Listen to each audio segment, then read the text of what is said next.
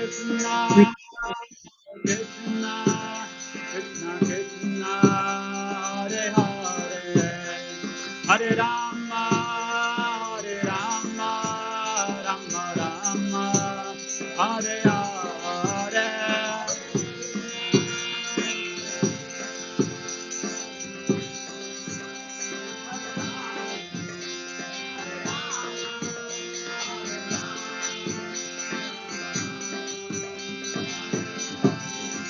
Hare Krishna, Hare Krishna, Krishna Krishna, Hare Hare, Hare Rama, Hare Rama, Rama Rama, Hare Hare.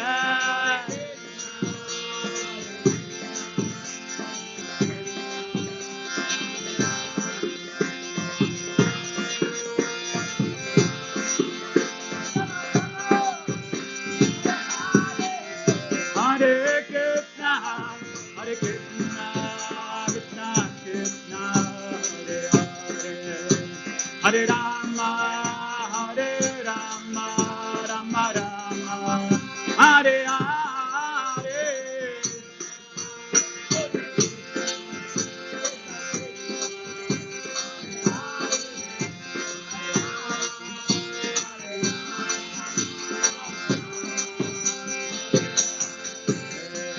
Hare Krishna, Hare Krishna, Krishna Krishna, Hare Hare, Hare Rama, Hare Rama, Rama Rama, Hare Hare.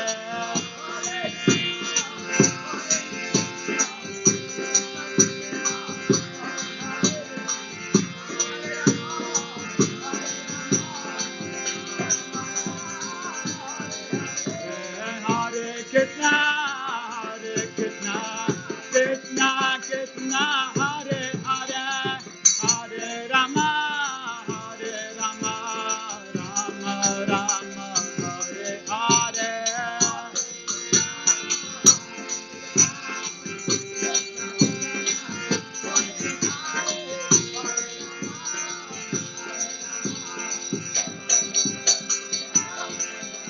Hare Krishna, Hare Krishna, Krishna Krishna, Hare Hare, Hare Rama, Hare Rama, Rama Rama, Hare Hare.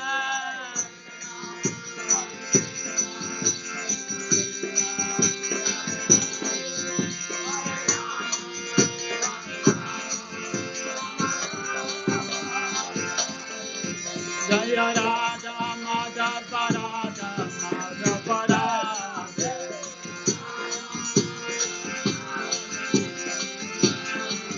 Jaya Radha Samasundara Samasundara,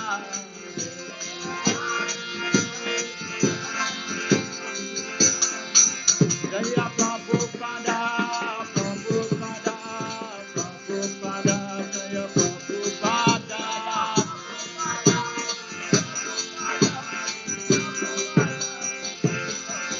Jaya Jaya Prabhupada Prabhupada Prabhupada Prabhupada.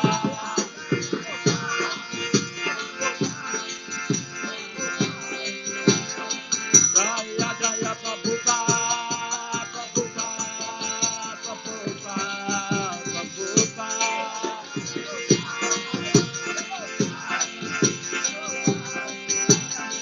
Nitya Go Hare Ba, Hare Ba, Hare Ba, Hare Ba.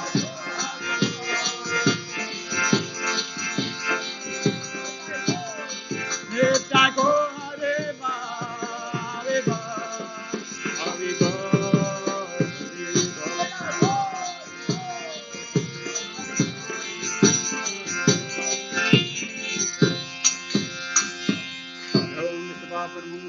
Acharya Sutar Sudashishmari Divine Guest, Abhachan Bhakti Swami Shri Bhagavad Ki Jai, Iskan Pandacharya Divine Guest Shri Bhagavad Ki Jai, Yo Vishnu Paparam Sabharvich Acharya Sutar Sudashishmari Divine Guest, Shri Bhakti Swami Shri Bhagavad Ki Jai, Anand Puri Vaishnava Ki Jai, Namacha Shri Vilas Thakur Ki Jai, Shri Krishna Chaitanya Prabhu Nityananda Shri Advaita Gadadhar Shri Gaura Bhakta Ki Jai Shri Shiva Hare Krishna Gopal Shyam Radha Giri Govardhan Ki Jai Vrindavan Dham Ki Jai Navadip Dham Ki Jai Mayapur Dham Ki Jai Ganga Mai Ki Jai Yamuna Mai Ki Jai Bhakti Devi Ki Jai Tulsi Devi Ki Jai Samaved Bhaktavan Ki Jai Gandharajman Bhagavad Gita Ki Jai Nitai Gopanande.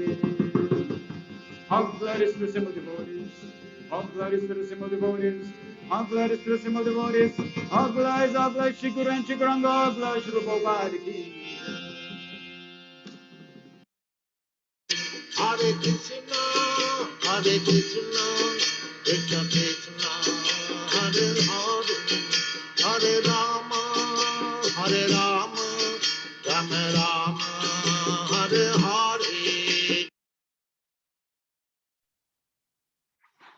Hare Krishna and welcome to all our devotees online. Thank you very much for joining us on our Srimad Bhagavatam series, Canto 1, Chapter 2. Today we're going to be covering verses 22 to 29. And the topic is going to be, who is the object of bhakti? Just a sound check, if everyone can hear my audio and also see the presentation. Sound is good. Thank you very much. Let us do the Mangala Charan prayers. Om Gyanatimi Vandasya Gyananjana Shalakaya Chakshurun Militam Yena Tasme Shri Guruve Namaha Shri Chaitanya Manobistam Stapitam Yena Bhutale Svayam-Rupa Kadamayam Dadati Sva Padantikam Vandeham Shri Guru Shri Uttaparakamalam Shri Gurun Vaishnavam Sja Shri Rupam Sagrajatam Sahagana Raghunatham Tam Vitam Tam Jivam Sadvaitam Savadutam Parijana Sahitam Krishna Chaitanya Devam Shri Radha Krishna Padan Sahagana Lalita Shri Vishakan Vitamscha He Krishna Karuna Sindhu Dina Bandho Jagatpate Gopesha Gopika Kanta Radha Kanta Namaste Tapta Kanchana Gaurangi Radhe Vrindavaneshwari Vrishabhanu Sute Devi Pranamami Hari Priye Vanchakalpatarubhyascha Kripa Sindhubhya Evacha Patitanam Pavenebhyo Vaishnavebhyo Namo Namaha Jai Shri Krishna Chaitanya Prabhu Nityananda Shri Advaita Gadadhar Shivasari Gaura Bhakta Vrinda Hare Krishna Krishna Krishna Hare Hare Hare Rama Rama Rama Hare Hare Sarva Shastra Piyusha Sarva Vedeke Satpala Sarva Siddhanta Ratnadya Sarva Lokai Tritprada Sarva Bhagavata Prana Srimad Bhagavata Prabhu Kali Dvando Didaditya Shri Krishna Parivartita O Srimad Bhagavatam, O nectar churned from the ocean of all Vedic scriptures, O most prominent transcendental fruit of all the Vedas, O you who are enriched with the jewels of all spiritual philosophical conclusions, O you who grant spiritual vision to all the people of the world, O light breath of the Vaishnava devotees, O Lord, you are the sun which has arisen to dispel the darkness of Kali Yuga. You are actually Lord Krishna who has returned amongst us. Paramananda Pataya Prema Varsha Sharyayate Sarvada Sarva Sevyaya Shri Krishnaya Namostute. O Srimad Bhagavatam, offer my respectful obeisances unto you. By reading you one attains transcendental bliss. For your syllables reign pure love of God upon the reader. You are always to be served by everyone, for you are incarnation of Lord Krishna. Madhyekabando Mad Sangim Mad Guru Man Mahadana Man Nishtaraka Mad Bhagya Madananda Namastute. O Srimad Bhagavatam, O my only friend, O my companion, O my teacher, O my great wealth, O my deliverer, O my good fortune, O my bliss, I offer my respectful obeisances unto you. Sadhu sadhu tadai natti nichochataraka anamunchakada chinmam premna ritkatayo spura. O Srimad Bhagavatam, O giver of saintliness to unsaintly, O uplifted very fallen, please do not ever leave me. Please become manifest Mahatma truth accompanied by pure love of Krishna. Hare Krishna, Krishna Krishna, Hare Rama, Rama Rama, Hare Hare. Om Namo Bhagavate Vasudevaya. Janmadyasya yatonvayaritarata charte swabhigna swarat tene brahma hidaya adikavaye muhyanti yatsuraya tejo vari mridam yatha vinimayo yatra tirsargom risha damna svena sada nirasta kuhakam satyam param dhimahi. O my Lord Shri Krishna, all pervading personality of Godhead, offer my respectful obeisance unto you. I meditate upon Lord Shri Krishna because he is the absolute truth and the primal cause of all causes of sustenance, destruction, and manifest creation, causes of creation, sustenance, destruction of the manifested universes. He is directly and indirectly conscious of all manifestations, and he is independent because there is no other cause beyond him. It is he only who first imparted the Vedic knowledge unto the heart of Brahmaji, the original living being. By him, even the great sages and demigods are placed into illusion as one is bewildered by the illusory representation of water seen in fire or land seen on water. Only because of him do the material universe is temporarily manifested by the reactions of the three modes of material nature, pure factual, although they are unreal. I therefore meditate upon him, Lord Shri Krishna, who is eternally existent in transcendental abode, which is forever free from an illusory representation of the material world. I meditate upon him, for he is the absolute truth. Prayanalpaisha sabhya kalavasmin yuge jana manda sumanda matayo manda bhagyo padrita. O learned man, O learned one, in this iron age of Kali, men have but short lives. They are quarrelsome, lazy, misguided, unlucky, and above all always disturbed. Narayanam namaskritya narachaivam narotamam devim saraswatim vyasam tato jayam udirayet. Before reciting the Srimad Bhagavatam, which is the very means of conquest, one should offer respectful obeisance unto the personality of God and Narayan, unto Nara Narayan Rishi, the supermost human being, unto Mother Saraswati, the goddess of learning, and unto Srila Vyasadeva, the author. Sabai pumsa paro dharmo yatho bhakti radokshaje ahitakiya pratihata yayatma suprasiddhati. The supreme occupation dharma for all humanity is that by which men can attain to loving devotional service under the transcendent Lord. Such devotional service must be unmotivated and uninterrupted to completely satisfy the self. Vasudeva Bhagavati Bhakti Yoga Prayojita Janatyayasu Vairagyam Jnanam Chayad Ayutakam. By rendering devotional service under the personality of Godhead Shri Krishna, one immediately acquires causeless knowledge and detachment from the world. Vadanti tattatva vidas tattvam yajnana vadvayam brahmeti paramatmeti bhagavaniti sabhyate. Learned transcendentalists who know the absolute truth call this non-dual substance Brahman, Paramatma, Bhagavan. Shushrushro shraddhanasya vasudeva kata chibuchi syan mahat sevaya vipra punya tirtha nishevanat. O twice born sages, by serving those devotees are completely freed from all vice. Great service is done. By such service, one gains the affinity for hearing the messages of Vasudeva. Sharannutam swakata Krishna punya shravana kirtana ridyantastoya bhadrani vidunoti shrichatam. Sri Krishna, the personality of Godhead, who is Paramatma, super soul in everyone's heart, and the benefactor of truthful devotee, cleanses the desire for material enjoyment from the heart of the devotee who has developed the urge to hear his messages, which are in themselves virtues, properly heard and Nastapayashu Bhadreshu Nityam Bhagavata Sevaya Bhagavat Uttama Bhaktir Pavati Nashtiki. By regular attendance in the class on the Bhagavatam and by rendering of service to the pure devotees, all that is troublesome to the heart is almost completely destroyed, and loving service unto the personality of Godhead, who is praised with transcendental songs, is established as an irrevocable fact. Om Namo Bhagavate Vasudevaya. Om Namo Bhagavate Vasudevaya. Om Namo Bhagavate Vasudevaya. We are continuing Srimad Bhagavatam based on the teachings of His Divine Grace, A.C. Bhaktivedanta Swami Srila Prabhupada, founder Acharya of the International Society for Krishna Consciousness. So this should be part 2. So let us cover the feedback that we covered on the verses that we covered from last week, verses 16-21, chapter 2, part 2. Any feedback from the devotees, what you took home, what you really found interesting?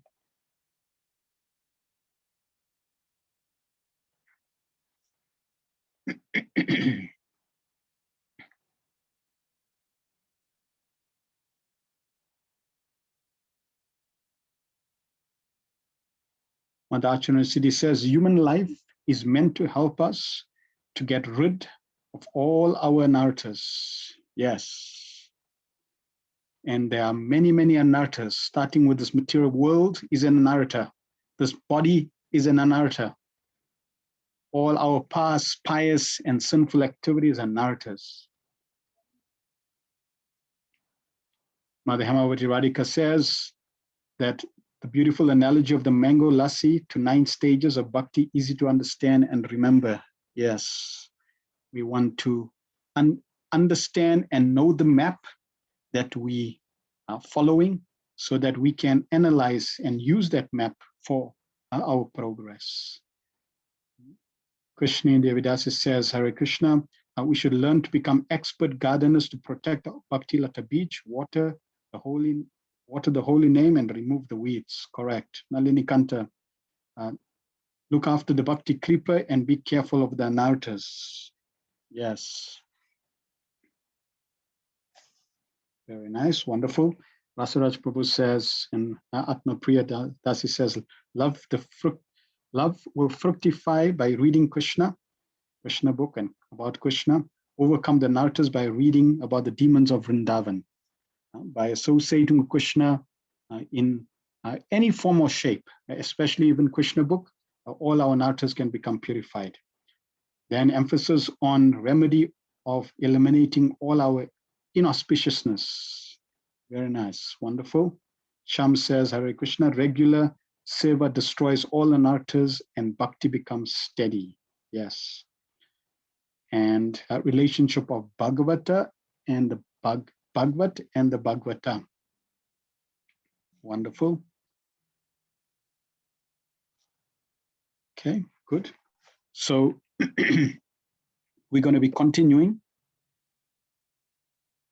We covered the roadmap and we covered the stages of the roadmap and focusing on the stage of anartha nivriti, understanding the different anarthas, unwanted habits and obstacles on the path of devotional service.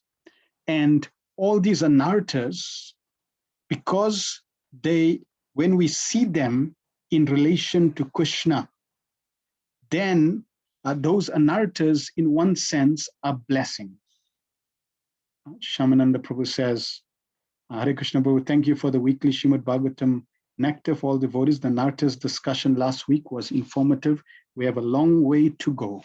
Yes, we definitely all have a long way to go. But if you consider this road, it seems to be a long road and a long way to go. But then consider in the spiritual world and our service to Krishna is eternal. So if you compare eternality to a long road or a very long road or even a very, very, very long road, then still in relation to eternality, it's a blink of an eye. In fact, it's described that one nisha, quarter of a second, for Mahavishnu is equivalent to 311 trillion, 40 billion years of our time. So even if we had to take 311 trillion, 40 billion lifetimes, years to perfect our life, it would just be a blink of an eyelid and a blink of an eye for the Lord, for Mahavishnu. What to talk about Lord Krishna? So yes, time is relative. For us, we are on this path and we should enjoy the journey. Understand the journey and enjoy the journey of becoming purified, the journey of reawakening our love, the journey of reawakening and connecting our relationship, rekindling our relationship with the Lord. So I'm going to share some very beautiful verses in terms of an all-encompassing solution to all our anarthas. It is described Krishna has invested full potencies in his holy names. And according to Skanda Puran, there's this beautiful verse, whatever potency to avoid auspiciousness or destroy sin may be found in the performance of charity, penance, austerity, visiting holy theaters, worshipping demigods, performing rajasuya or ashwamedha sacrifice, or attainment of knowledge related to the soul. That potency has been invested in the holy name of Sri Krishna. The Vaishnava Samhita confirms there are no hard and fast rules regarding time and or purity while chanting the holy names. There is no restriction regarding place or time, nor is there consideration of purity or impurity. Simply by performance of Sankirtan, chanting Ram Ram or Hare Krishna mantra, one can achieve the highest liberation. These anarthas that we covered last week, they give birth to 6 enemies: Kam, Krodh, Lobh, Moh, Mad, and Matsarya. That is lust, anger, greed, illusion, pride, and envy. And these anarthas also beget 6 waves: Shoka, Moha, Shut, Pipasha, Jara, and Mrityu. That is distress, illusion, hunger, thirst, old age, and death. The creeper of devotion can never grow as long as one cannot give up these anarthas. All anarthas, however, go far away by performance of Nam Sankirtan. And we covered this verse from the Srimad Bhagavatam in the first chapter, that first canto, first chapter, verse 14, that the living entities who are entangled in the complicated meshes of birth and death can be freed immediately by even unconsciously chanting the holy name of Krishna, which is feared by fear personified. So we should have faith. We should cultivate strong faith that simply by the practice of Krishna consciousness, by engaging devotional service, by sincerely chanting the holy name of the Lord. Prabhupada said you can evaluate your chanting if you are, Prabhupada said, if you can hear yourself sincerely chanting. So that sincerity of calling out to Krishna and praying to Krishna will remove all our anarthas. And yes, it's good to have some visibility of anarthas, some awareness of the anarthas, so that we can avoid the triggers of the anarthas that distract us from devotional service. But ultimately, our focus more and more should be on the actual process and engaging in devotional service. So today we're going to be covering verses 22 to 29, and this is going to be focusing on only Krishna is to be worshipped. 22, verse 22 is a summary conclusion from the last week's verses. Ato vai kavayo nityam bhaktim paramam mudam vasudeva bhagavati kuruvanti atma prasadanim. Certainly, therefore, since time immemorial, all transcendentalists have been rendering devotional service to Lord Krishna, the personality of Godhead, with great delight, because such devotional service is enlivening to the self. So therefore, when we practice the process of devotional service, even though it's purifying, it is blissful. And once we develop a taste for becoming purified, for becoming free from anarthas, then this process, the journey, even though it's long, because once you enjoy a process, you want it to be as long as it can go on. So therefore, once we develop and the proper understanding that, yes, this is beautiful, then it could go on for eternality. I'm happy to be purified on this path eternally. But we know that because we do get purified, then the process becomes even more and more relishable. Prabhupada in the purport talks about Krishna, the personality of Godhead, as Svayam-Rupa. Prabhupada writes, the personality of devotional service, the speciality of devotional service unto the personality of Godhead, Lord Shri Krishna, is specifically mentioned herein.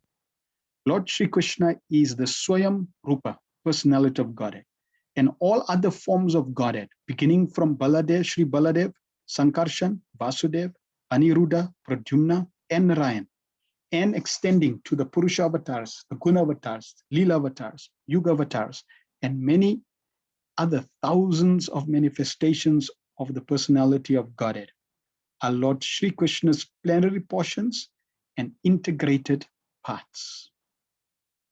So Krishna's special feature, special form is that he is Svayam-Rupa. He is the original supreme personality of Godhead. When people talk about who is God, that is Krishna. He's the original personality. And from him, there are many integrated, Prabhupada says, integrated parts, because they're connected to him. It's non-different from him. And he expands in these different integrated parts for his pleasure, for his pastimes. Then Prabhupada continues, the living entities are separated parts and parcels of the personality of Godhead. So the incarnations, the expansions of the expansions, they are integrated, whereas the living entities are separated parts and parcels of the personality of Godhead. Therefore, Lord Shri Krishna is the original form of Godhead, and he is the last word in the transcendence. Thus, he is more attractive to the higher transcendentalists who participate in the eternal pastimes of the Lord, in the forms of the personality of Godhead other than Shri Krishna and Baladev. There is no faculty for intimate personal contact as in the transcendental pastimes of the Lord at Vrajabhumi. The transcendental pastimes of Lord Shri Krishna are not newly accepted, as argued by less intelligent persons. His pastimes are eternal and are manifested in due course once in a day of Brahmaji, as the sun rises on the eastern horizon at the end of every 24 hours. So the Lord's pastimes are eternal, and they have been accepted in the Vedas. And it's not that we are accepting Krishna as the original personality because we, the Hare Krishna movement. No, this is from scripture. Vyasila Vyasadeva is giving it. And there are many verses in the Vedas that point to Krishna. We will cover a few of them. Govindam Adipurusham Tamaham Bhajami. He is the Adipurusham. He's the original personality. So Krishna's identity is not, a vote that we all take. Okay, let's vote Krishna to be the supreme. No, it's not a question of vote. It's not organized religion.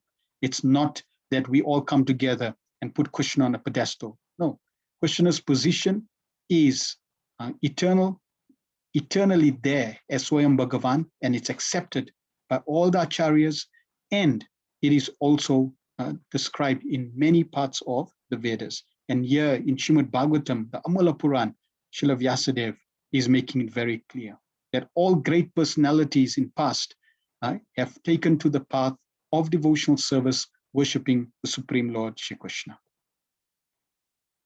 So the question I have, and you can type in the chat, is on this path of bhakti, who should be worshipped? Who should be worshipped on this path of bhakti?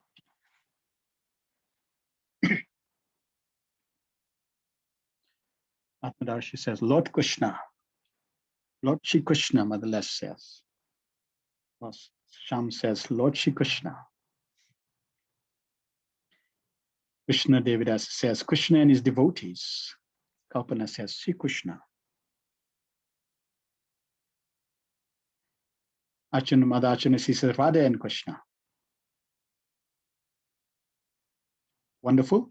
Thank you for your answers. Les says, any of the Vishnu Tattvas. Bafana says, the devotee, then we can please Krishna. So that means devotee can be worshipped. Lord Shri Krishna, the original personality of Godhead. Vasaraj. Okay, very good. Devotee is Guru and Shri Krishna. Very good. Now, next question. Who should we render devotional service to? Who should we render devotional service to? Lord Krishna, Guru and devotees, Sri Krishna Chaitanya, devotees of the Lord, Sri Krishna, Guru. Okay, interesting. So in this section, we're going to understand who should be worshipped and who we can render devotional service to. So let us start. Verse 23.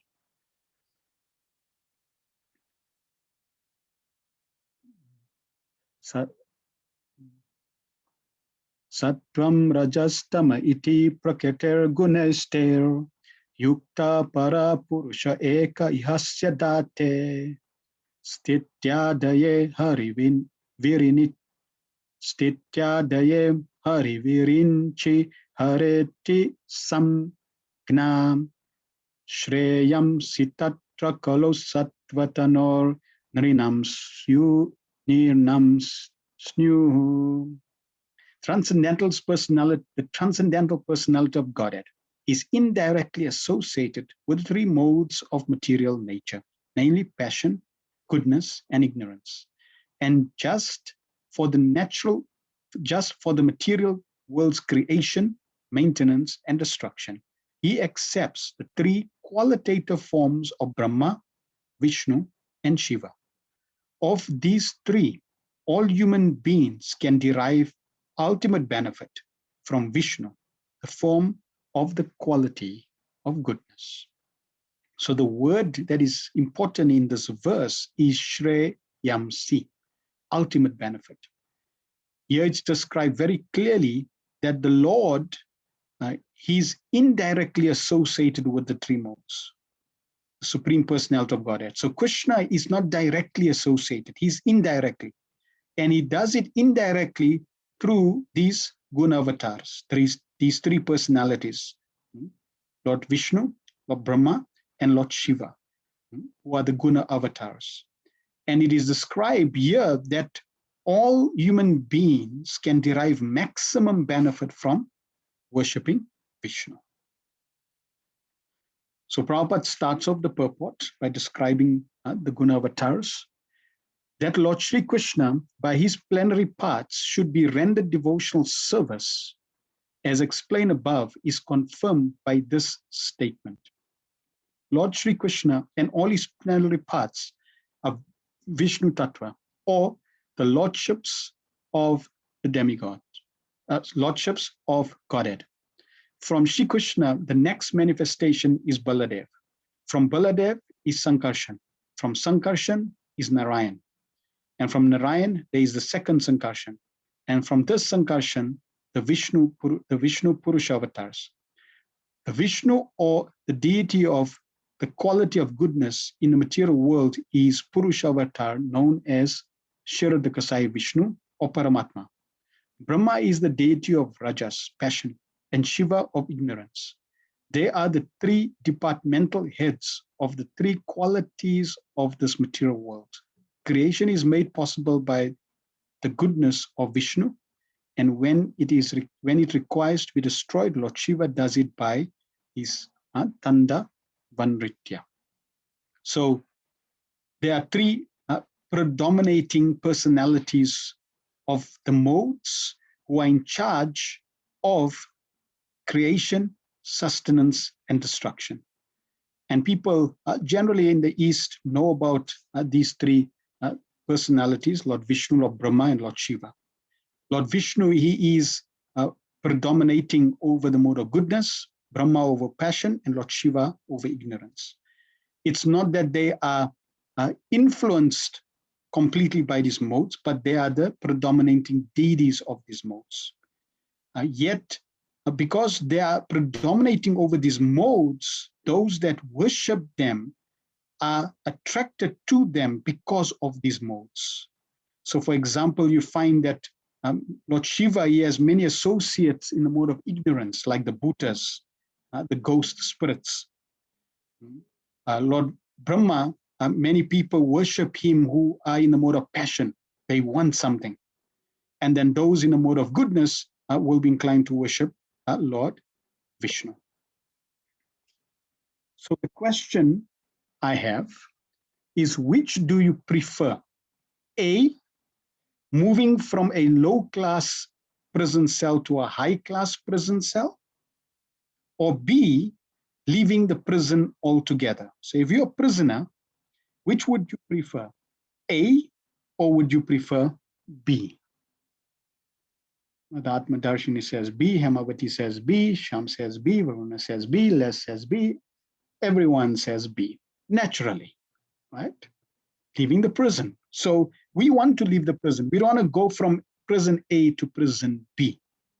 This material world is called Durga, prison, and it's very Durgam, difficult to go out.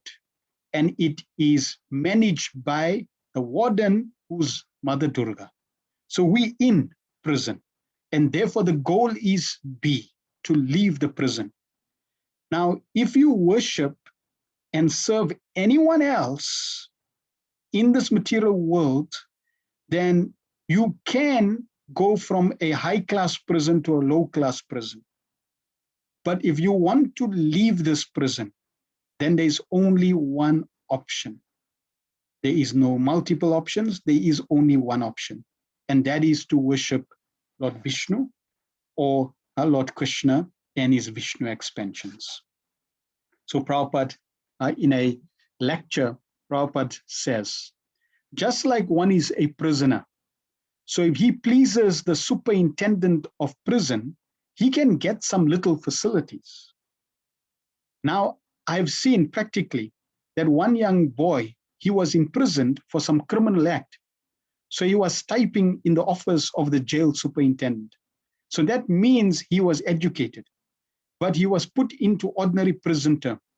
He was breaking some stone.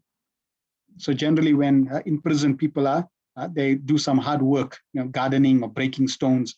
So Prabhupada is sharing this example of this young boy. But he satisfied the jail superintendent that I'm not accustomed to this. However, I can serve you in some other way. So he saw that he's educated. He knows, all right, you come to my office. So this facility one can have, but not released from the prison house. This is not in the power of the superintendent. Similarly, all the demigods, they can give you a temporary facility, but they cannot give you relief from this prison house. Just like in the jail, the same example. The boy was given a little relief. Instead of breaking stones, he was allowed to type in the office. That does not mean his problem is solved. His problem is solved when he gets out, when he's out of the prison. That is, but that the superintendent of the police cannot give. That will be given by the government. Similarly, if we want to get relief from this prison house of material existence, we must take to Krishna consciousness. No other method will relieve us. And Krishna consciousness means to worship, surrender to Krishna, the Supreme Personality of Godhead, the personality who's created the prison house. He can take you out of prison. Then Prabhupada continues, the ultimate benefit. The materialists and the foolish human beings worship Brahma and Shiva respectively. But the pure transcendentalists worship the form of goodness, Vishnu, in his various forms. Vishnu is manifested by his millions and billions of integrated forms and separated forms. The integrated forms are called Godhead, and the separated forms are called the living entities or the jivas. Both the jivas and Godhead have their original spiritual forms. Jivas are sometimes subjected to the control of the material energy, but the Vishnu forms are always controllers of this energy. When Vishnu, the personality of Godhead, appears in the material world, he comes to deliver the conditioned living beings who are under the material energy. Such living beings appear in the material world with intentions of being lords, and thus they become entrapped by the three modes of nature. As such, the living entities have to change their material coverings for undergoing different terms of imprisonment. The prison house of the material world is created by Brahma under the instruction of the personality of Godhead. And at the conclusion of the Kalpa, the whole thing is destroyed by Shiva. But as far as maintenance of the prison house is concerned, it is done by Vishnu, as much as the state prison house is maintained by the state. Anyone, therefore, who wishes to get out of this prison house of material existence, which is full of miseries like repetition of birth, death, disease, and old age, must please Lord Vishnu for such liberation. Lord Vishnu is worshipped by devotional service only. And if anyone has to continue prison life in the material world, he may ask for relative facilities for temporary relief from the different demigods like Shiva, Brahma, Indra, and Varuna. No demigod, however, can release the imprisoned living being from the continued life of material existence. This can be done only by Vishnu. Therefore, the ultimate benefit may be derived from Vishnu, personality of Godhead. So Prabhupada is making very clear, demigods, in fact, the demigods themselves are sentenced. And just like if somebody is drowning, they can't save you if you are drowning. If somebody is tied, they can't untie you if they themselves are tied.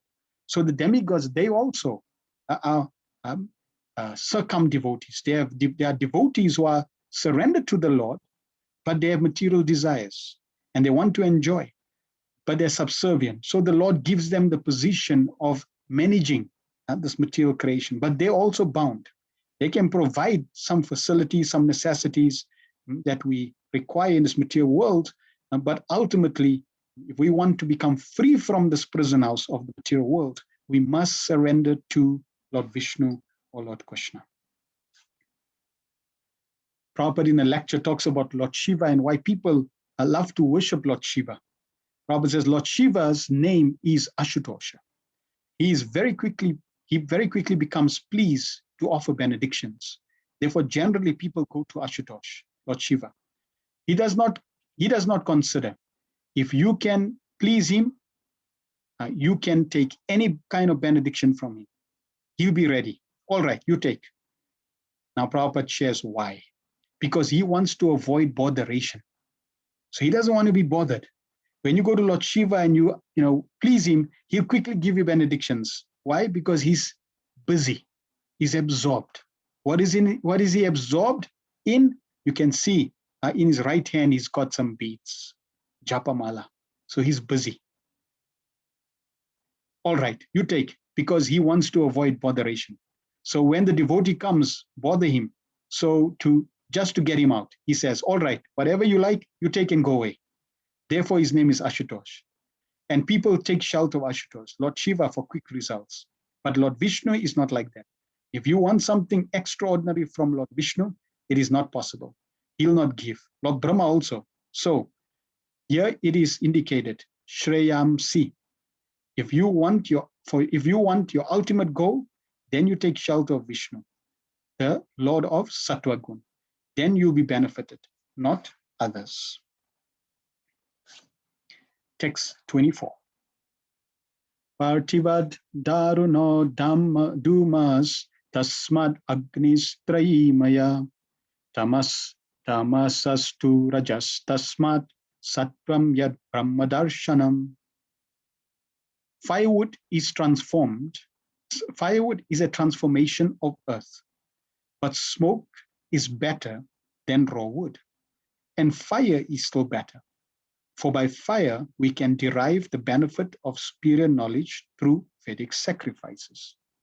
Similarly, passion, rajas, is better than ignorance, tamas. But goodness, sattva, is best because by goodness, one can come to realize the absolute truth. So this verse is now giving us a beautiful analogy. And there's firewood, which you use to make fire. And there's smoke, which comes before fire. So you got mode of ignorance, which is compared to firewood. You got passion, which is compared to smoke. And you got goodness, which is compared to fire. So especially when you want the benefit from Vedic fire sacrifices, you need fire. Having the wood is great, but you're not going to get the desired result from a Vedic fire sacrifice. You need to have the fire to offer the oblations to the fire. Having smoke is a good sign, but still you're not going to get the result, right? You need the fire. So therefore, the mode of goodness is best for realizing the absolute truth. Prabhupada talks about rising to the platform of goodness. As explained above, one can get release from the conditioned life of material existence by devotional service to the personality of Godhead. It is further comprehended herein that one has to rise to the platform of the mode of goodness, sattva, so that one can be legible for devotional service of the Lord. But if there are impediments on the progressive path, anyone, even from the platform of tamas, can gradually rise to sattva platform by expert direction of the spiritual master. Sincere candidates must therefore approach an expert spiritual master for such a progressive march. And the bona fide expert spiritual master is competent to direct a disciple from any stage, rajas, tamas, rajas, or sattva.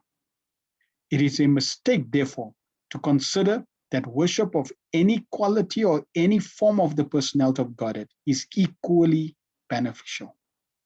Except Vishnu, all separated forms are manifested under the conditions of the material energy, and therefore the forms of the material energy cannot help anyone to rise to the platform of sattva, which alone can liberate a person from material bondage.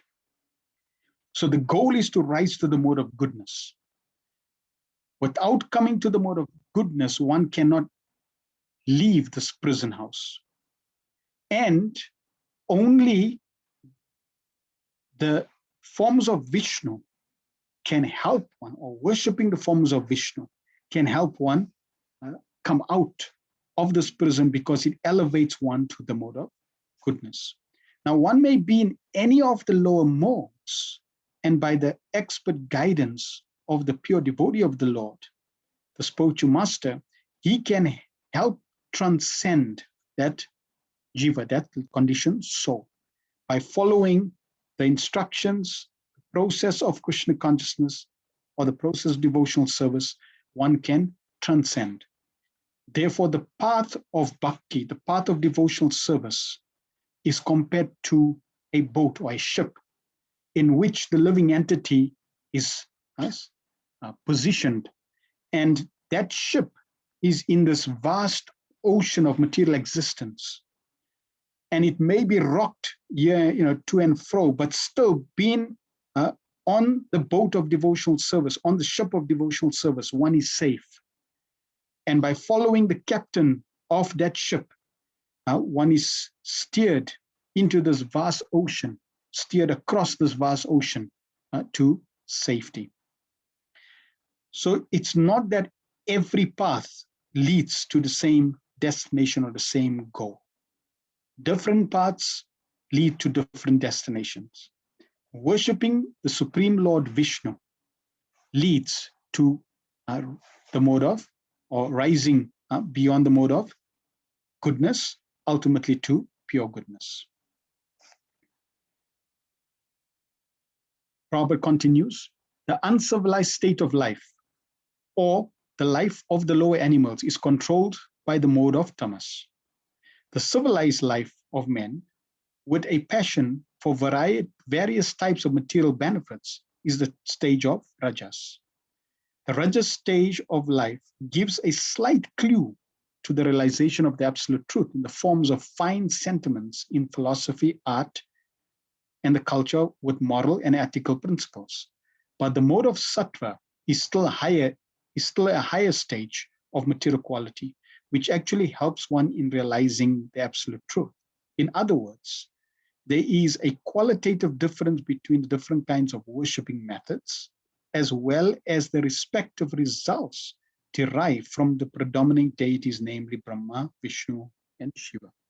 And we know even in Bhagavad Gita, the Lord shares the different modes of worship, mode of worshiping the mode of ignorance, which is generally worshiping the ghosts and spirits, then worshiping mode of passion, which is worshiping the demons, like there was a man worshiping Hitler in the Second World War, and then worshipping in the mode of goodness, which is the worship of the different demigods. But ultimately, if we worship Lord Vishnu, then it gives us the best result. And here Prabhupada is also breaking it down in terms of uncivilized life, civilized life, and then those who are really interested in transcending both uncivilized and civilized life, which means coming out of prison. In a lecture, Srila Prabhupada talks about this desire of coming to the platform of goodness. And Prabhupada says, if you want to see Brahman, the supreme absolute truth, then you have to come to the platform of goodness. You cannot remain on the platform of ignorance and passion. Therefore, our training to the student is to bring him to the platform of goodness, Brahmana. Brahma janati iti Brahmana. Brahma darshana. Brahma darshana means one who sees, one who has seen Brahma, or one who has known Brahman. He's called Brahmana. So, on the whole, to understand the absolute truth, even Brahma darshanam, the absolute truth, you have to come to the light, not in the darkness. If you want to see the sun, at least, then you have to come to the sunshine. Not that in a dark room, closing your doors, you can see the sunshine. You have to come out. Tamasi ma jyoti gamayo. That's a Vedic statement. Therefore, the Vedic injunction is don't remain in darkness. Come out to see the light. The same human being, one is in darkness, one is in passion, and one is in the goodness. And if you come to goodness, then you see Brahma Darshanam. You cannot understand what is absolute truth. If you remain in ignorance and passion, you cannot see, you cannot know. So that is why it's important to come to the mode of goodness. Because in the lower modes, you cannot see. They're the modes of darkness, and therefore you'll not be able to see the light. You'll not be able to see the supreme light. You'll not be able to see the form beyond that light, the supreme absolute truth, who has a form, Satchidananda Vigraha. So one has to come out of darkness and transcend and go higher and higher.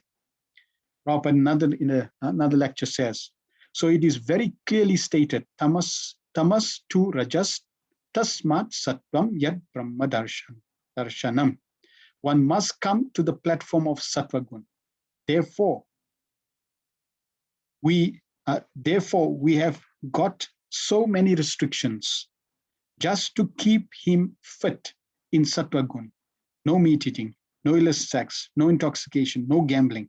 If one indulges in these affairs, he cannot come to the platform of sattva gun. Neither things will reveal to him. He'll remain in darkness. So Prabhupada established, and we'll see these 4 principles, regular principles that we follow: no meat eating, no illicit sex, no gambling, no intoxication. This is really a platform of sinless life. It helps us to come to sattva gun. In Bhagavad Gita, Lord Krishna had covered many qualities of sattva gun. And the Lord had also made it clear to Arjuna that the whole Vedas are designed to rise above the mode of these lower modes, to come to the mode of sattva gun.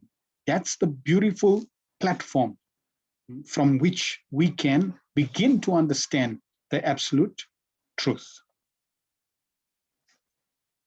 Text 25.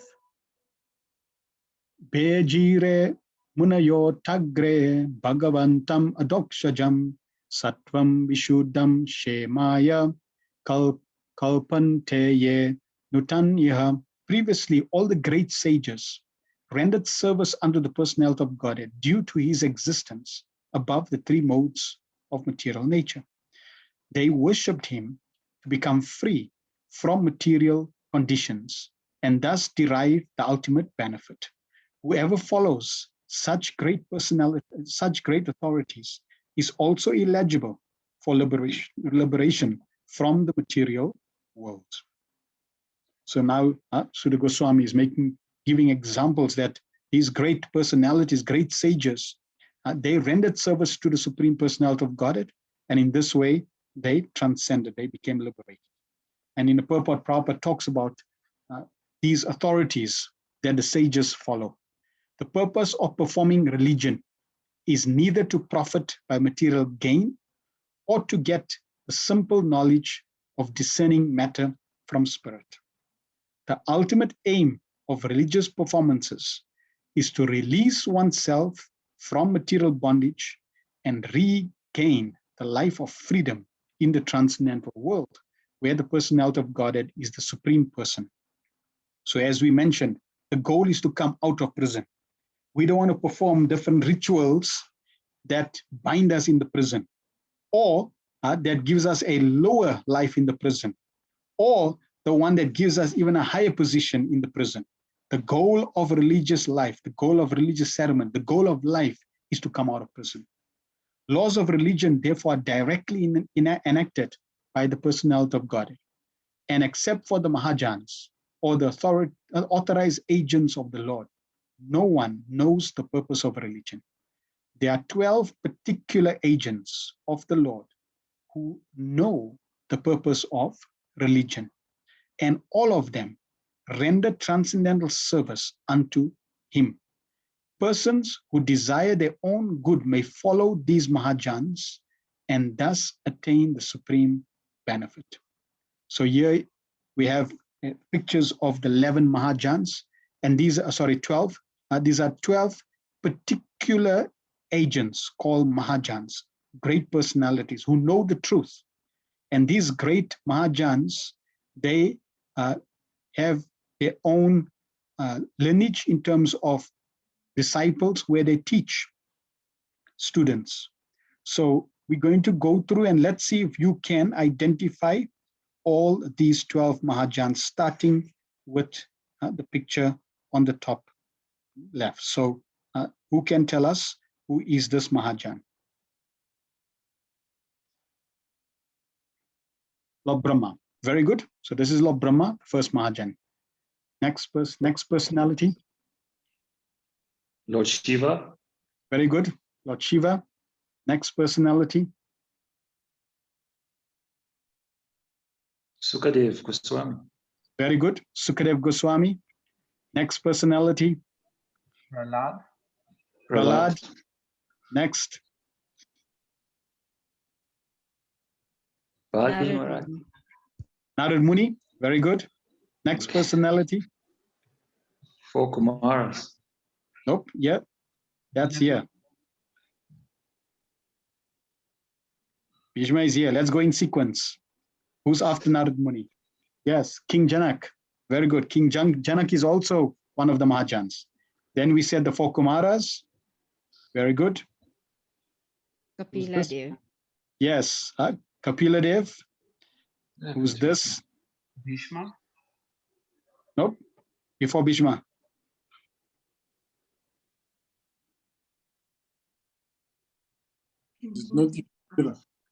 Swayam-Rupa Manu. Very good. Swayam-Rupa Manu, the father of mankind. He's also a Mahajan. Then Bhishma Dev. Then Bali Maharaj. Bali Maharaj. And last? Yamraj. Yamaraj. Very good. So these are the 12 Mahajans. Right?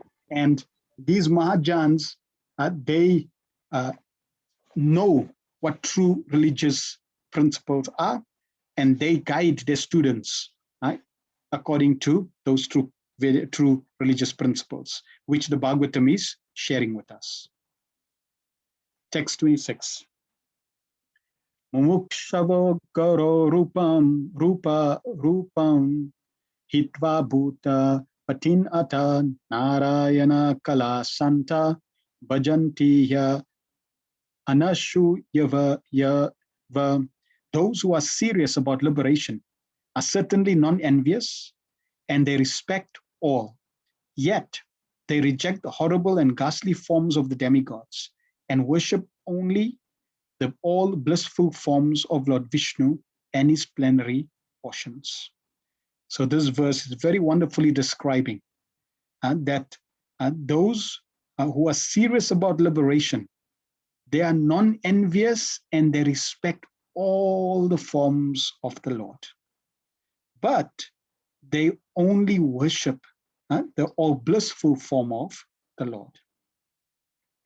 Prabhupada starts off the purport by saying, the Supreme Personality of Godhead, Sri Krishna, who is the original person of the Vishnu categories, expands himself in two different categories, namely integrated plenary portions and separated parts and parcels. The separated parts and parcels are the servitors, and the integrated plenary portions of Vishnu Tattvas are the worshipable objects of service. So Prabhupada, in one paragraph, makes it very clear. Krishna is the fountainhead, the source, the original person, and from him all the other Vishnu Tattvas expand. So yes, one can worship all the other forms of Vishnu, and those are the worshipable objects of service. Then Prabhupada talks about the demigods. All the demigods who are empowered by the Supreme Lord are also separated parts and parcels. So the demigods don't fall in the category of Vishnu Tattva. They fall in the category of separated parts and parcels. So therefore, they technically should not be worshipped according to the Bhagavatam, because they don't give you the ultimate goal, benefits. They do not belong to the category of Vishnu Tattva. The Vishnu Tattvas are living beings equally as powerful as the original form of the personality of Godhead. And they display different categories of power in consideration of different times and circumstances. The separated parts and parcels are powerful by limitation. They do not have unlimited power like the Vishnu Tattvas. Therefore, one should never classify the Vishnu Tattvas or the plenary portions of Narayan, the personality of Godhead, in the same categories as the part and parcels. If anyone does so, he becomes at once an offender by the name Pashandi. In the age of Kali, many foolish persons commit such unlawful offenses and equalize the two categories. So to equate the separated parts and parcels and the demigods who are in that category with the Vishnu Tattvas is a great offense. We should be very careful of that offense. And Prabhupada in this paragraph is sharing light that all the Vishnu expansions, they have the same potency. They are equally as powerful as the original form, as Krishna, but they only exhibit specific power according to time, place, and circumstance. Just like we find Lord Ramachandra, he exhibited specific potencies, specific traits and qualities. He displayed the qualities of idealism, how to be an ideal king, how to be an ideal son, how to be an ideal brother, how to be an ideal husband.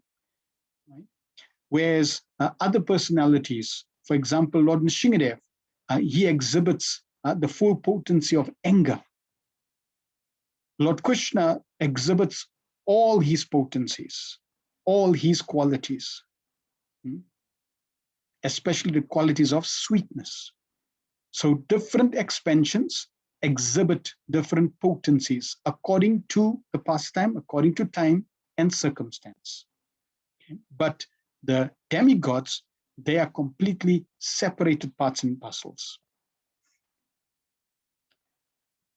Now, the devotees, they respect all forms of the Lord. And Prabhupada writes, the separated parts and parcels have different positions in the estimation of material powers. And some of them are like Kala Bhairava, Sma Shana Bhairava, Sani, Mahakali, or Chandika. These demigods are worshipped mostly by those who are in the lowest category of the mode of darkness or ignorance. Other demigods like Brahma, Shiva, Surya, Ganesh, and many similar deities are worshipped by men of the mode of passion, urged on by the desire for material enjoyment. But those who are actually situated in mode of goodness, Sattva Gun, of material nature worship only Vishnu Tattvas. Vishnu Tattvas are represented by various forms and names such as Narayan, Damodar, Vamana, Govinda, and Adokshaja. The qualified Brahmanas worship the Vishnu Tattvas represented by Shalagram Shila. And some of the higher castes like Kshatriyas, Vaishyas also generally worship Vishnu Tattvas. Higher qualified Brahmanas situated in the mode of goodness have no grudges against the mode of worship of others. They have all respect for other demigods, even though they may look ghastly, like Kala Bhairava or Mahakali. They know very well that those horrible features of the Supreme Lord are all different servitors of the Lord under different conditions. Yet they reject the worship of the horrible and attractive features of the demigods, and they concentrate only on the forms of Vishnu because they are serious about liberation from the material conditions. The demigods, even to the stage of Brahma, the supreme of all demigods, cannot offer liberation to anyone. So Prabhupada is making very clear that the devotees of the Lord, those who are highly qualified Brahmanas, situated in mode of goodness, worshipping the Shalagram Shilas, worshipping the Vishnu forms, they do not criticize, they do not condemn, and they do not disrespect the other forms of the Lord in terms of the separated parts and parcels, the demigods, and the different features of the demigods. They understand that these demigods have a certain role, a certain form for specific purposes. And they are there in the Vedic system to help the different living entities in the lower modes. The Vedas are not for one group, only for the high-class Brahmanas or only for the devotees. No, the Vedas are for all humanity, of all grades of living entities. And therefore, they help all grades of living entities to come to a higher and higher and higher mode of worship. So we should never disrespect any form of the Lord, whether integrated or separated. Now, in this lecture, Srila Prabhupada in Vrindavan talks about the form of Kali. Prabhupada says, here, if I present Krishna, one may say, why not Kali? Gaura Rupam. Oh, Kali is very active. It has got a long tongue, and it has got a sword in her hand, cutting the heads. It's very nice. If we shall be able to eat goat. You see? Actually, Kali Puja means for the meat eaters. Kali Puja. Now this season is Kali Puja. This Kali Puja means because the Vedic Shastras are so made that from the lowest rascal to the highest intellectual man should be elevated. That is the purpose. From the lowest rascal to the highest intelligent Brahmana, because all classes of men are there. Some of them are influenced by the mode of goodness. Some of them are influenced by the mode of passion. Some of them influenced by the mode of ignorance. So the meat eaters, for them, the Vedas say, yes, loke vyavas simha madhya seva nitya hi chanato. Every living being, entity, has a general tendency.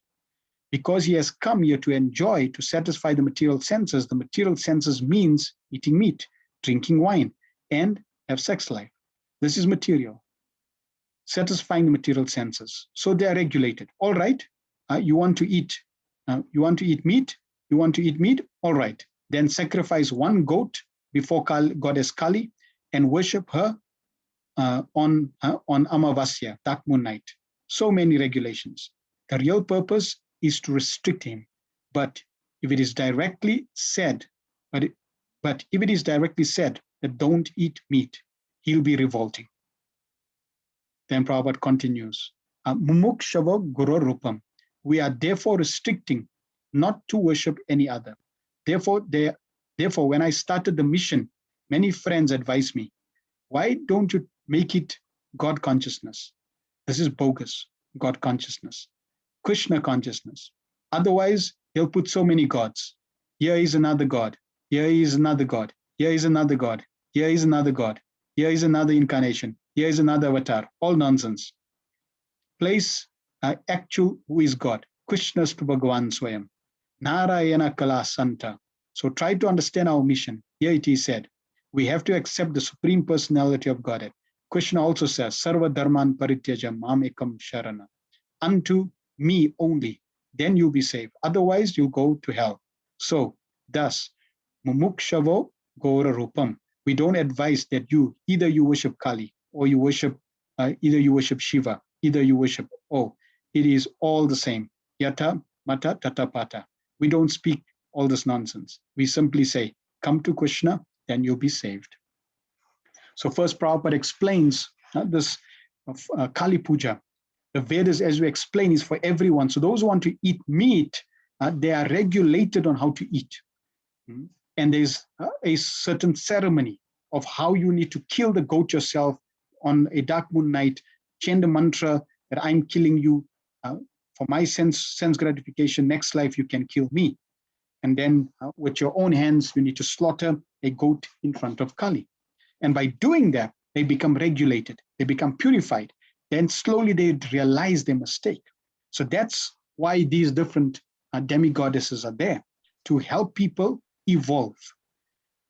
Then Prabhupada, in the second part, makes it very clear why he called our society the International Society for Krishna Consciousness. He wanted to let people know that God is Krishna. People advised him to say, why don't we call it God Consciousness, International Society for God Consciousness? And the problem with calling it God Consciousness is people will have their own ideas of God, and just consider, probably say God Consciousness, people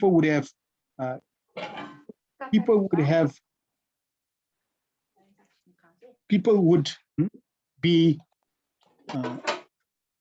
installing so many different deities, because my understanding of God is this, another person's understanding of God, and they would have concocted so many forms of worship, even of non-bona fide deities. So Prabhupada was very intelligent. Krishna consciousness. Krishna is God, right? And the Bhagavatam is telling us to worship the Supreme Lord, Krishna. At the same time, we don't disrespect all the other forms. Text 27. Rajastamas prakritaya samashila bhajanti vai pitri bhuta praje shandin shriyai sharva praje prajepsava. Those who are in the mode of passion and ignorance worship those in the same category, namely the forefathers, the other living beings, and the demigods who are in charge of the cosmic activities. For they are urged by a desire to be materially benefited with women, wealth, power, and progeny. So which do you desire? A, you have fever, and here you are in bed and you have a fever, very high fever. So do you want to increase the fever, or do you want to normalize the fever to normal human body human temperature, or do you want to decrease below normal body temperature?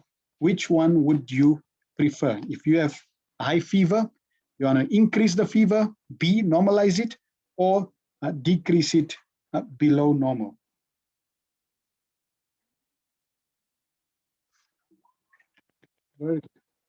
Everyone is saying B. Wonderful students. So yes, we want to normalize the fever. So therefore, Prabhupada is going to tell us now, then don't increase the fever. How are we going to increase the fever? There is no need to worship the demigods of whatsoever category, if one is serious about going back to Godhead. In Bhagavad Gita 7:20 and 23, it is clearly said that those who are mad after material enjoyment approach the different demigods for temporary benefits, which are meant for men with a poor fund of knowledge. We should never desire to increase the depth of material enjoyment. Material enjoyment should be accepted only up to the point of bare necessities of life, and not more or less than that. To accept more material enjoyment means to bind oneself more and more to the miseries of material existence. More wealth, more women, and false aristocracy are some of the demands of the materially disposed man, because he has no information of the benefit derived from Vishnu worship. By Vishnu worship, one can derive benefits in this life as well as in the life after death. Forgetting these principles, foolish people who are after more wealth, more wives, more children worship various demigods. The aim of life is to end the miseries of life, not to increase them. So we don't want to increase the temperature. We don't want to increase our sentence. We want to decrease. Therefore, we have to worship Vishnu. For material enjoyment, there is no need to approach the demigods. The demigods are but servants of the Lord. As such, they are duty-bound to supply necessities of life in the form of water, light, air, etc. One should work hard and worship the Supreme Lord by the fruits of one's hard labor for existence, and that should be the motto of life. One should be careful to execute occupational service with faith in God and in the proper way, and that will lead one progressively on that will lead one gradually on the progressive march back to Godhead. So yes, we have to work. And if we work for the service of the Supreme Lord Krishna, then automatically we will progress on this path and will not be bound. And the demigods, who are basically in charge, the administrators of this material world, they will provide the necessities when we please the Supreme Lord. Then Prabhupada concludes, there is only one religion in the world to be followed by one and all, and that is the Bhagavata Dharma, or the religion which teaches one to worship the Supreme Personality of Godhead and no one else. So this is who we should worship, the Supreme Personality of Godhead and no one else. Now, Sutta Goswami is going to conclude who to worship. And he's going to repeat 8 times so that we don't misunderstand and we get a very clear direction. We get clear direction of who we should worship. And Sutta Goswami is naturally repeating what he heard from Sukadeva Goswami, who was one of the Mahajans. Vasudeva para Veda, Vasudeva para Makha, Vasudeva para Yoga, Vasudeva para Kriya, Vasudeva param Gnanam, Vasudeva para Tapa, Vasudeva paro Dharmo, Vasudeva paragati. In the revealed scriptures, the ultimate object of knowledge is Sri Krishna, the personality of Godhead. The purpose of performing sacrifice is to please Him. Yoga is for realizing Him. All fruitive activities are ultimately rewarded by Him only. He is the supreme knowledge, and all severe austerities are performed to know Him. Religion, Dharma, is rendering loving service unto Him. He is the supreme goal of life. So here, Sutta Goswami is making very clear, Vasudeva. So which form of Vishnu? Vasudeva. Why Vasudeva? Because Vasudeva is the original personality of Godhead. And Vasudeva is the son of Vasudeva, indicating Lord Krishna. So very, very clear. And every aspect, every facet, Krishna is the center. So therefore, Prabhupada in the purport starts, that Sri Krishna, the personality of Godhead, is the only object of worship, is confirmed in these 2 slokas. In the Vedic literatures, there is the same objective, establishing one's relationship with the ultimate, establishing one's relationship and ultimately reviving our lost loving service unto Him. That is the sum and substance of the Vedas. In the Bhagavad Gita, the same theory is confirmed by the Lord in His own words. The ultimate purpose of the Vedas is to know Him only. All the revealed scriptures are prepared by the Lord through His incarnations in the body of Srila Vyasadeva, just to remind the fallen souls, conditioned by material nature, of Sri Krishna, the personality of Godhead. No demigod can award freedom from material bondage. That is the verdict of all the Vedic literatures. Impersonalists who have no information of the personality of Godhead minimize the omnipotency of the Supreme Lord and put him on equal footing with all other living beings. And for this act, such impersonalists get freedom from material bondage only with great difficulty. They can surrender unto him only after many, many births in the culture of transcendental knowledge.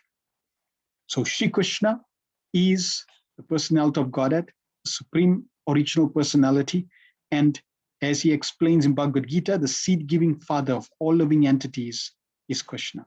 Therefore, we have all an eternal relationship with Krishna as sons of Krishna. So therefore, our goal should be to revive our eternal relationship with the Supreme Lord, Krishna. So Shri Krishna is the goal of everything and everyone. And from the verse, 8 times the Sutta Goswami is describing. And I'm going to connect these statements with the statements from Bhagavad Gita as well. Because as we mentioned, all the Vedas, they make the same point. And the essence of the Vedas is Bhagavad Gita. Krishna also makes the same points in the Bhagavad Gita. So Vasudeva Para Veda, the ultimate object of the Veda is Shri Krishna.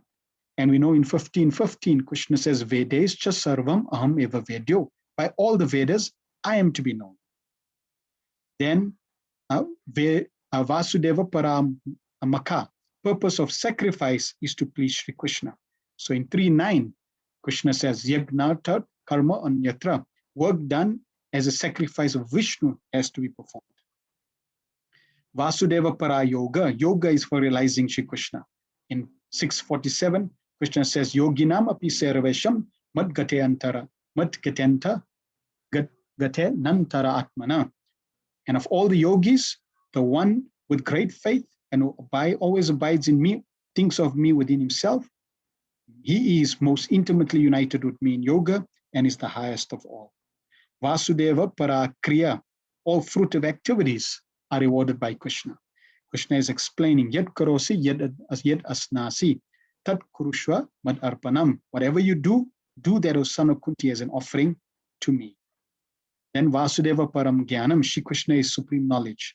Raja Vidya Raja Guyam. This knowledge is the king of education, the most secret of all secrets. Chapter 9, text 2. Then Vasudeva Para Tapa, austerities are performed to know Shri Krishna. In 9:27, Yat tapasya kauntaya tat kurusha mad arpanam. Whatever austerities you perform, do that, son of Kunti, as an offering to me.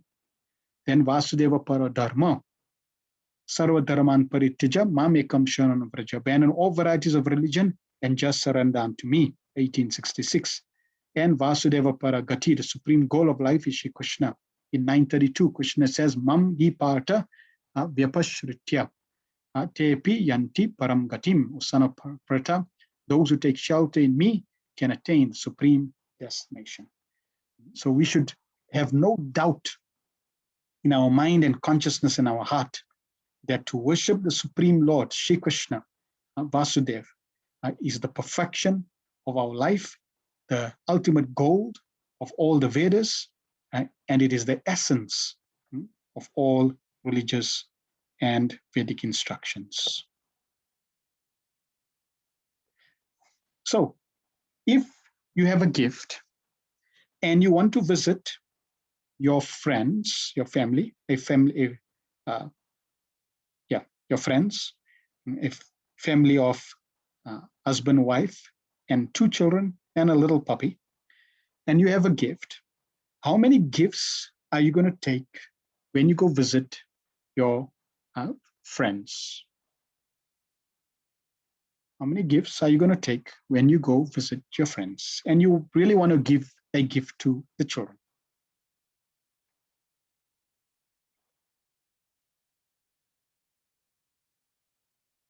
So you want to visit your friends, and especially for the kids, you want to take a gift. You have to take for everyone, otherwise someone will get offended. True. So you want to take a gift for everyone. And if you, let's say, only want to take, because Prabhupada does say, if you want to please the parents, then you can give a gift to the children. So how many gifts would you want to take for the kids?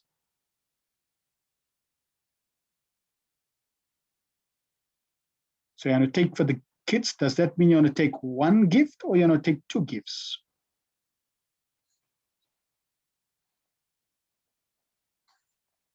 Some will take one gift, one for each kid. Yes. So we want to take one for each kid. We don't want to only take one gift, because if we take one gift, then we're going to disappoint the other child. Therefore, we want to take one for each. And yes, we may not take a gift for the parents, because if we please the children, the parents will automatically be pleased. And if you want, you could also take something for the puppy, because then the children will also be more pleased. So the point is, you don't want to take one gift for the family. Now consider there are 33 million demigods in the family of Krishna's, in the family of Krishna. They're all connected to Krishna. They're all part and parcel of Krishna. So if we just worship and take an offering for one of the demigods, then what about the other 33 odd minus 1 million demigods? So we don't want to just worship one demigod or a few demigods. We want to worship please all the demigods, not just a few, because they will get upset. So the rest, many millions of demigods are upset if you're only worshiping a select few. Just like if you only give a gift to one kid, then the other kid will get upset. And no doubt when you upset the other kid, you also upset the family. So if you're only worshiping one few demigods, then Krishna is also not pleased. You need to worship all 33 million demigods if you want to worship. And you may have to also worship all their assistants, 1,000 assistants, therefore giving us 330 million demigods, many millions of demigods. Impossible. So how to do that? Prabhupada says, how to do that? Engage in devotional service. For the present, we are all being controlled by the eternal energy of the Lord. And just to change the quality of the influence, we must endeavor to cultivate spiritual energy. In the Bhagavad Gita, it is said that those who are Mahatmas, or those whose minds have been so broadened as to engage in the service of Lord Krishna, are under the influence of the eternal potency. And the effect is that such broad-minded living beings are constantly engaged in the service of the Lord without deviation. That should be the aim of life. And that is the verdict of all Vedic literatures. No one should bother himself with fruitive activities or dry speculation about transcendental knowledge. Everyone should at once engage himself in the transcendental loving service of the Lord. Nor should one worship the different demigods who work as different hands of the Lord for creation, maintenance, or destruction of the material world. There are innumerable powerful demigods who look over the external management of material world. They are all different assisting hands of Lord Vasudeva. Even Lord Shiva and Lord Brahma are included in the list of demigods. But Lord Vishnu or Vasudeva is always transcendentally situated. Even though he accepts the quality of goodness of the material world, he is still transcendental to all the material modes. The following example will clear the matter more explicitly. In the prison house, there are the prisoners and the managers of the prison house. Both the managers and the prisoners are bound by the laws of the king. But even though the king sometimes comes in the prison, he is not bound by the laws of the prison house. The king is therefore always transcendental to the laws of the prison house, as the Lord is always transcendental to the laws of the material world. So if you want to please all 33 million demigods, then simply pour water on the root. And the root of all creation, the root of all manifestations, the root of all the integrated and the separated parts is Sri Krishna. And by watering the root of the tree, all the parts and branches, the twigs, the leaves, the flowers, they all get nourished. They all get watered. If you simply water, like on the top, just some leaves, then you're not going to nourish the tree satisfactorily. In fact, the tree can die. So watering just one part of the tree is like watering, just serving one demigod, worshipping few demigods. But really the secret is simply worshipping Sri Krishna. And that's like watering the root, and all other twigs, branches gets nourished. They are pleased. Here's a beautiful song by Srila Bhaktivinoda Thakur in his Kalya Kalpataru, the desired tree of auspiciousness, the first branch, called Upadesh, advice. And here he's giving advice in terms of demigod worship put into perspective. So I'll just read the translation of this beautiful song by Srila Bhaktivinoda Thakur. My dear mind, you are certainly most vile and wicked. Your Lord is Shri Hari, the Supreme Personality of Godhead. So then why are you abandoning him to worship the various demigods, following the path of lust? The Supreme Lord is one absolute truth above and beyond the Brahman effulgence. Therefore honor him only with resolute determination and completely dedicate the whole of your life unto him.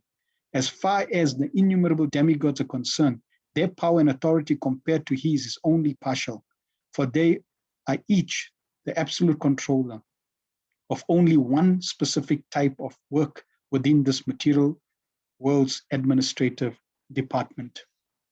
Maintaining polite respect for all these demigods, worship only Lord Hari, for he is the only supreme controller of all these other small controllers. Incessantly pass your time, my dear mind, by arduously endeavoring for intense single-minded devotional service unto him, whose total potency of Maya is simply his insignificant shadow reflection. By pouring water on the root of the tree, all the branches and leaves become strong and healthy. It is useless to try to pour the water on the top part of the tree only. Similarly, all the demigods are dear friends of one who has actual devotion to Hari. Indeed, they all show great honor and respect to the devotee of the Lord. Now, Bhaktivinoda is telling you, dear mind, just worship always, just worship ceaselessly, just worship eternally, divine lotus feet of Radha and Krishna. So worship of the Supreme Personality. In all the Vedas, as we describe, this point is made. Here I have a quote from Vishnu Yamala Samhita.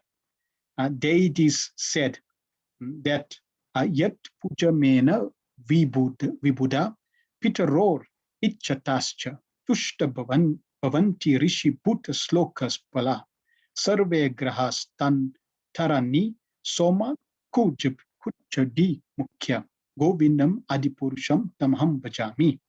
Translation: I worship the original person, Govinda, by whose worship all devatas, pitras, rishis, bhutas, lokapalas, all planetary deities, Surya, Chandra, Mangala, etc., are worshipped and satisfied.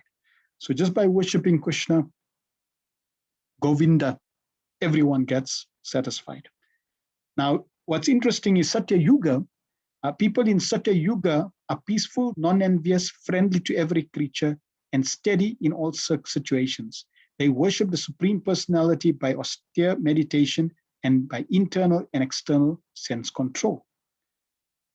And then in the 9th canto, 4th chapter summary, Prabhupada writes, in Satya Yuga, there was only one social division called Hamsa. There were no divisions of Varna like Brahmana, Kshatriya, Vaishya, Sudra. The Veda was the Omkar. Various demigods were not worshipped, for only the Supreme Personality of Godhead was the worshipful deity. So in Satya Yuga, there was only worshipping of the Supreme Lord, Krishna. And in Kali Yuga is when this different form of worships was introduced, even worship of non-bona fide incarnations. This is the unfortunate situation in Kali Yuga. Now, as Srila Bhaktivinoda Thakur described, the demigods, they are not upset when you worship the Supreme Lord. In fact, they are very pleased. And here's a beautiful verse from the Skanda Puran, where it is said, if one is initiated by the holy name of Lord Vishnu, then one should avoid Sankalpa, Dana, worship of the forefathers and demigods, and nor wear Kusha. And Gopal Bala Goswami in his Satkriya Saradipika, he says, any human being initiated with Vishnu mantra, that means even the Hare Krishna mantra, should not worship the devatas or pitras. The word pitra refers to ancestral lineage of both father and mother. Worship or archana of the pitras means specifically Shraddha rites or offering tarpan. Worship of the devatas refers to worship of Ganesh and other demigods. Adi refers to other activities, either daily, nitya, or periodic, naimittika, or specific material goals, kamya, which generate namaparad. Sankalpa refers to the process of strengthening the mind to achieve a particular material goal. Dana refers to charitable activities accompanied by utterance demanding material reward. And the word cha also means all other activities contrary to Vaishnava principles. None of these actions should be performed. So it's very clear when we worship the Supreme Lord Krishna, all the demigods, all the rituals, all the ceremonies are automatically fulfilled. Just like if you want to give somebody 50 rands, and if you give them a 100 rand note, in that 100 note, a 50 rand is already included. So by worshiping the Supreme Lord, you automatically satisfy all the demigods, all the living entities, everything is fulfilled. And they become very, very pleased if you do that. So Prabhupada shared with us in his lecture that we want to come to the mode of pure goodness, which means really taking the flight, taking the Vaikuntha Airlines back to the spiritual world. So the mode of ignorance is you miss the flight completely. You're sleeping, you're not even going to the airport, you're not even taking the flight, you miss the flight completely. The mode of passion means you're up and you're driving to the airport. That's the mode of passion. The mode of goodness means you arrive at the airport, but you still haven't taken the flight. So it's the best opportunity because you're at the airport. You're not driving to the airport and you're not sleeping. You're at the airport. So therefore, it's the best opportunity, but you could still miss the flight. Right? If you meander around in the airport, stroll around in the airport, sightseeing, look at the airplanes, you could still miss the flight. So the mode of goodness is best, but not ideal. You want to come to the mode of pure goodness. And pure goodness means you're in the flight, Vaikuntha Airlines, you're going back into the spiritual world. So that's the goal. Through the process of devotional service, through the process of worshiping the Supreme Personality of Godhead, Radha and Krishna, you will take the Vaikuntha Airlines and go back to the spiritual worlds. There's a beautiful pastime of Chandidas and his brother. Prabhupada talks about Chandidas, and Krishnadas Kaviraj Goswami also speaks about Chandidas in Adi Lila, chapter 13, text 42. The verse says, the Lord used to read the books of Vidyapati, Jayadev, and Chandidas, relishing their songs with his confidential associates like Sri Ramananda Rai and Swarup Damodar Goswami. And in the purport, Prabhupada writes, Chandidas was born in a village of Nanura, which is also in Birbhum, district of Bengal. He was born of a Brahmana family, and it is said that he also took birth in the beginning of the 14th century, Sakabda era.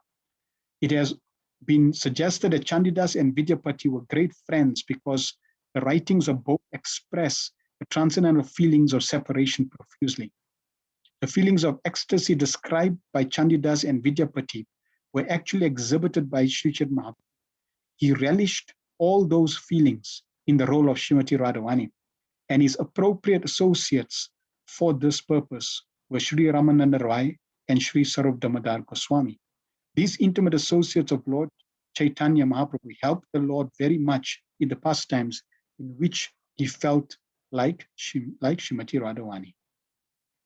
So Chandidas was a devoted worshipper of Goddess Durga, while his brother was a pure Vaishnav who would worship Shalagram. And Chandidas was rich, but his brother was very poor. And his brother, Chandidas's brother, wanted to also offer the wonderful flowers that Chandidas had in his garden. So because Chandidas was very wealthy and rich, he had a beautiful garden with beautiful flowers that he would offer. He would take the flowers from his beautiful garden and offer to Mother Durga. And Chandidas's brother, he desired to offer the flowers from the garden of Chandidas to his Shalagram Shila. But Chandidas would never give his brother any flowers from his garden. So one day, Chandidas's brother, he looked at one of the flowers of his brother's garden, and in meditation, he offered that flower to his Shalagram Shila. And then that day, Chandidas, he went into his garden and he plucked that same flower that his brother had all offered in meditation. And he came into the temple and he offered that to Mother Durga. And as soon as he offered that flower to Mother Durga personally appeared to him. And he was surprised. And he asked he was shocked and he was surprised that every day he's offering flowers from his garden. And why, today she appeared. So then he asked her, Mother, my dear Mother, Goddess Durga, why, have you appeared today? And she said, well, you've pleased me very much by offering this flower, which was offered to Shalagram. It's Mahaprasad. And therefore, I'm very pleased. And then Chandidas, he said, so are you pleased if we worship Lord Vishnu, Lord Krishna? And Mother Durga, she began to say yes. In great compassion, she said, yes, I'm actually more pleased when you worship the Supreme Lord Krishna. Because why? He is the cause of all creation, sustenance, destruction. He is the cause of all causes. Therefore, when you please him, I become very much pleased. And since that day, Chandidas became a great devotee of Lord Krishna. In fact, such a great devotee because he became a great devotee of Lord Krishna, and he pleased Durgas to such an extent that in his writings, he became such a great exalted Vaishnava that he would write about the separation between Radha and Krishna. And his songs were relished by Sri Chaitanya Mahaprabhu. So a very wonderful pastime that illustrates that the demigods, demigoddesses, they become more pleased when you worship their Supreme Lord, Krishna, than if you worship them directly. How do we, how do we accept the remnants of the demigods? So here Prabhupada shares, or there's a reflection by Janananda Prabhu. And he says, Srila Prabhupada said, regarding staying in the various temples of demigods, that is quite all right. But you should not take prasad from the demigods if you are offered.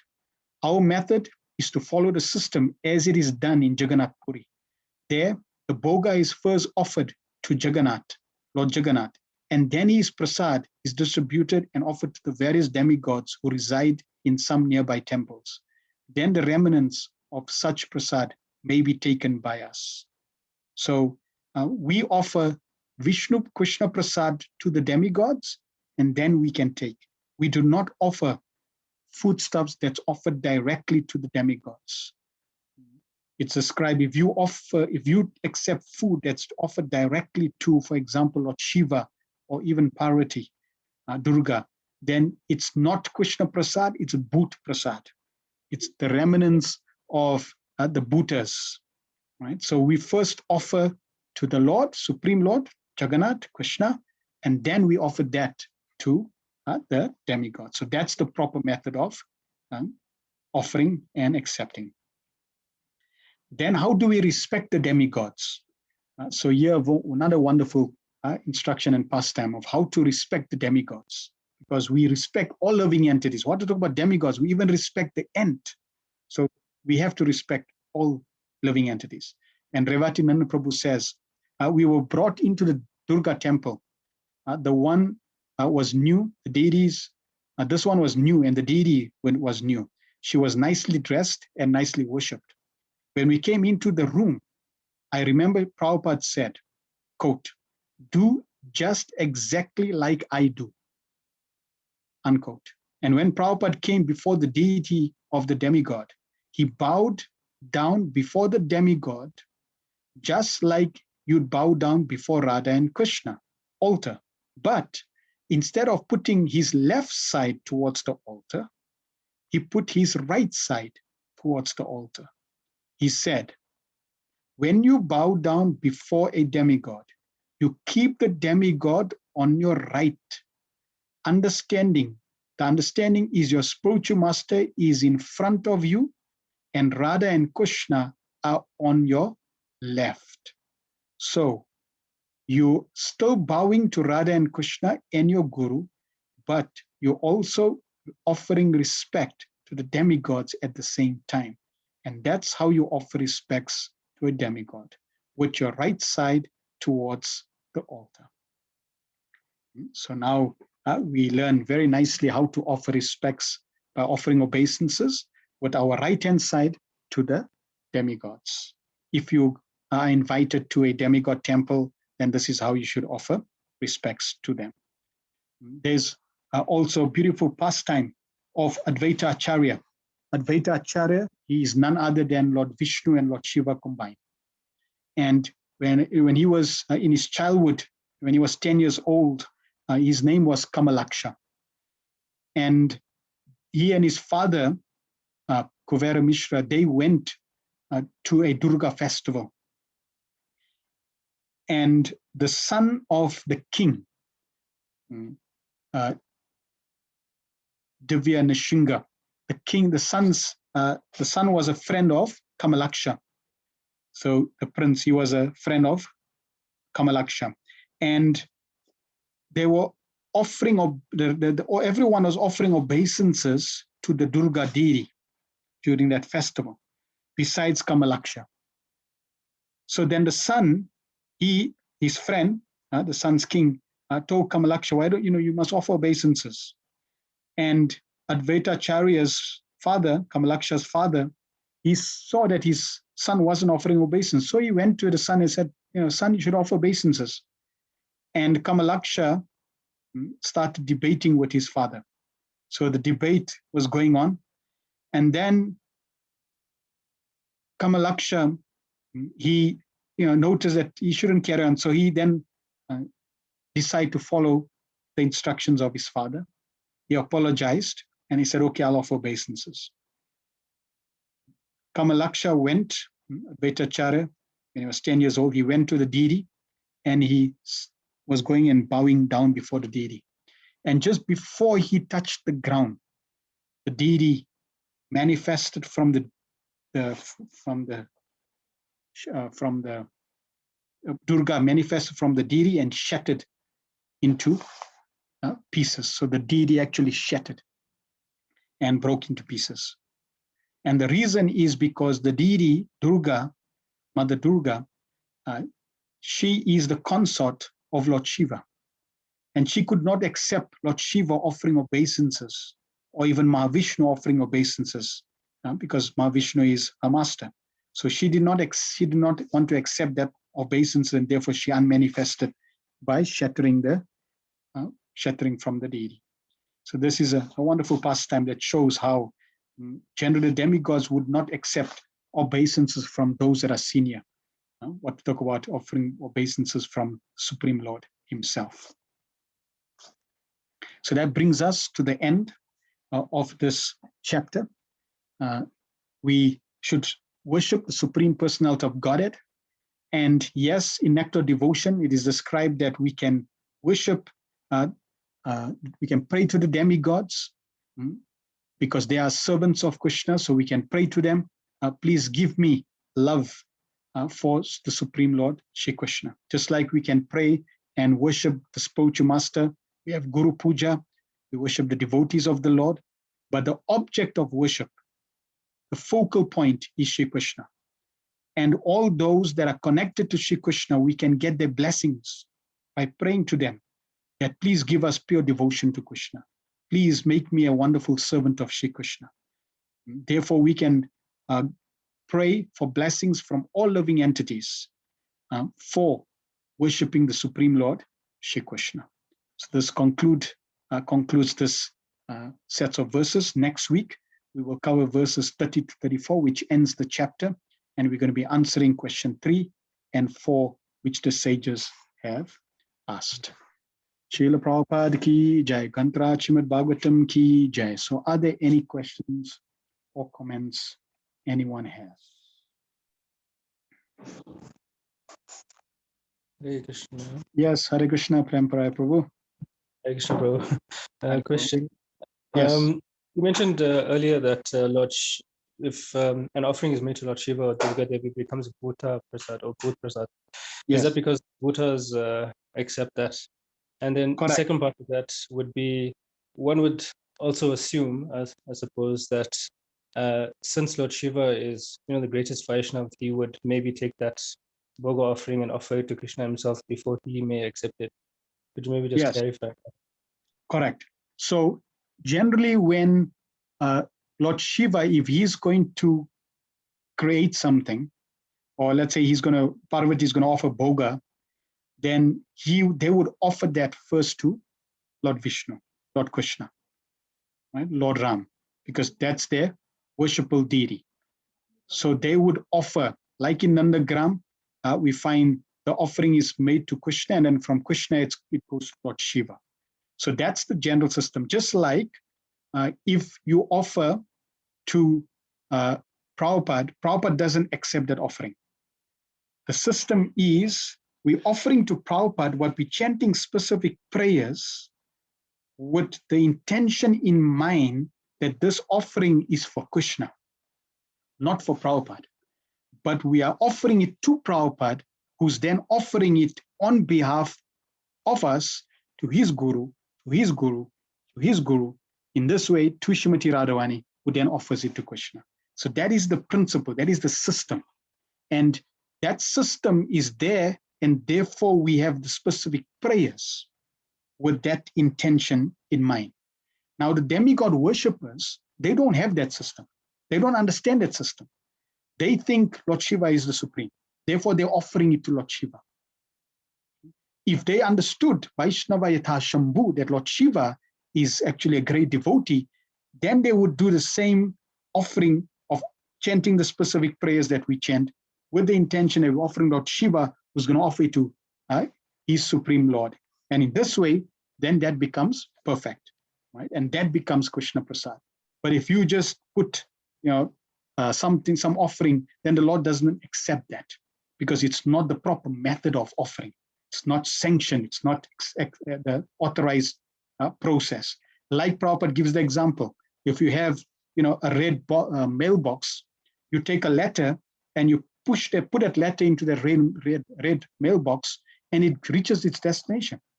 So now you notice that it's interesting. If I put a letter in the red mailbox, it goes to its destination, but I have to go, 15 minutes. I have to walk to the post office and put it into red mailbox. I can just buy a red box, paint it, or buy a red box, or even buy another mailbox, paint it, and put it in front of my house. And then if I've got a letter, I just put him in there. But because it's an unauthorized box, you just bought a box and you put it, assuming that it's exactly the same as the other one, the letters won't reach because it's not authorized. So if there's an authorized form of offering, then yes, it becomes Krishna, it becomes prasadam. But otherwise, not. Most people who worship Lord Shiva or the demigods, they don't have this proper understanding that they are part and parcel of Krishna. And just like you can't offer to a devotee, right? If you offer Bhoga to a devotee, according to Bhagavad Gita, or if you offer Bhoga to any living entity, or you yourself eat Bhoga, according to Bhagavad Gita, you eat verily only sin. So therefore, when you offer like that, the Bhutas are there, they think happy days, nice Bhoga, and they take it. Okay, that's why it's not healthy. We offer to Krishna, and then we can take that and offer it to Lord Shiva. He becomes pleased because now you're offering him Krishna Prasad. Okay, so that was in terms of prasadam, okay, and in terms of offering to the demigods. Is that clear? Yes, bro. Thank you very much. Just quickly also, when you offer obeisances to the spiritual master, you shouldn't be on the left and it should rather be in front of you, directly ahead of you. So when we offer to the spiritual master, then our left-hand side should be to the spiritual master, right? So that's how Prabhupada offered, that's how Prabhupada taught us. Now, it's interesting that, that's the case, right? And we can analyze why. So Prabhupada, firstly, it's described the spiritual master, the pure devotee, the spiritual master. He's a sum total of all demigods. And he's not only the sum total of all the demigods, but he's also the perfect representative of the Supreme Personality of Godhead. So because he is now teaching you how to connect to Krishna, when you offer the obeisance with the left-hand side, like how Prabhupada taught us, then he doesn't accept the obeisances. See, and this is the interesting science of Krishna consciousness. If the guru accepts it, oh yeah, he's offering me obeisances, then he becomes disqualified. You offering your obeisances, he's taking it off of obeisances and he's passing that obeisances to his guru, to Radhavani, and to Krishna, therefore left-hand side. Okay, so that's the science. He never takes any offering for himself. And then when the blessings come down, then he hands you the blessings. So to the pure devotee, the spiritual master, left-hand side. To the demigods, right-hand side. Thank you, Prabhu. Thank you. Right. If anybody typed in the questions before, you can just retype your question now so that I can just take the questions that are here. Madhacharya says, Hare Krishna Prabhu, what if initiated devotees who are still attached to performing demigod worship, ancestor worship, what will happen to them and what will their goal of life and what will be their goal at the end of life? So we have to also understand why they're worshiping. Okay. If they're attached, we have to understand what is the attachment, why is the attachment there. So understanding the consciousness and the intention. Now we may see some devotee worshiping and we may not understand what is the intention behind that worship. So therefore we should be very careful not to judge. Let Krishna be the judge and let us follow what is correct. So I'll give you an example. I know one devotee, he was a Shiva Bhakta. So he would go regularly to worship Lord Shiva and he would pray to Lord Shiva that, my dear Lord, please direct me. How can I perfect my life? How can I learn to perfect my life? And by him praying like that, it so happened that Lord Shiva inspired him and led him to become a Hare Krishna.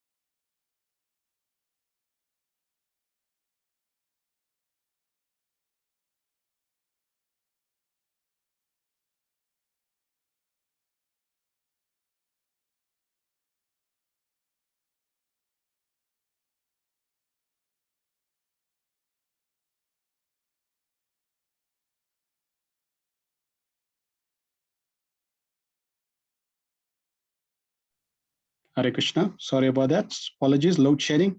We are back. Right, so we were talking about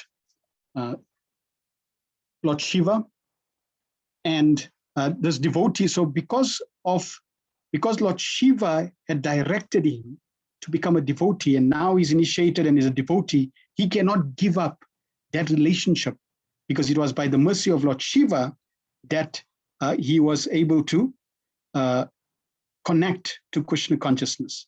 And therefore, he's eternally grateful to Lord Shiva. In fact, Lord Shiva is like his Vartma Pradakshaka Guru.